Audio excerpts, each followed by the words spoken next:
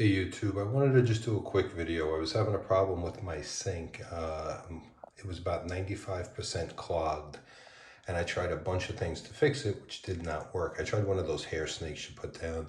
That didn't work. I tried vinegar and baking soda, which did not really do anything. It tried to clear the clog. I could see it I could see it popping back up through the drain, but it did not work.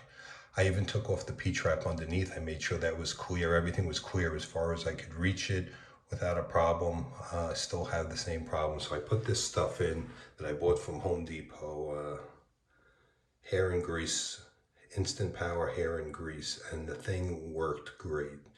I put in half a bottle as instructed, and I let it sit overnight. And I came in this morning, I turned around, I turned it on, I let the water run, and the thing cleared the clog, and it is working great. So I have to say, this stuff really does work. So if you're having that problem, you might as well give it a shot. It worked great for me anyway. The thing is draining perfectly fine now. Anyway, if you like this video, give me a thumbs up, leave me a comment, subscribe to my channel. Have a great day.